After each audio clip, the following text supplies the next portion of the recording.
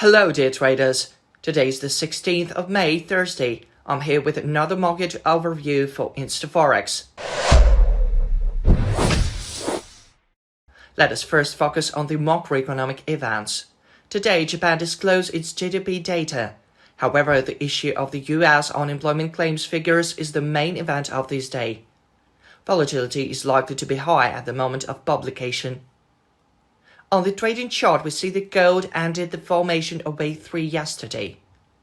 Notably, the first wave was recorded on May 8th.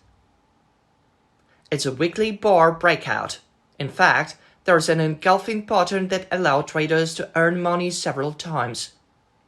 Such a pattern appears several times a year. For example, in April 2023, traders managed to earn about 15,000 pips. As for the euro-dollar pair, it increased amid the news flow yesterday. Those who relied on the three-wave pattern made a profit yesterday.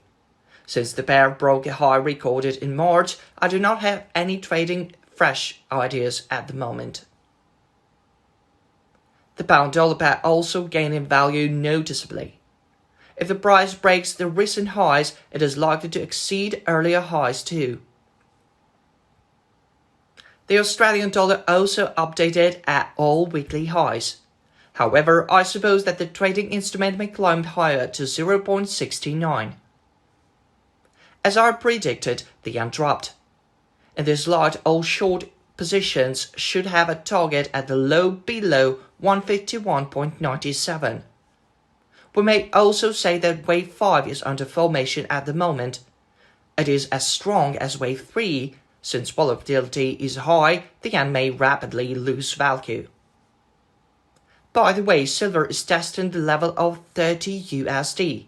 It is likely to break it soon, thus ending the formation of the three-wave structure, which has been lasting for 4 years already.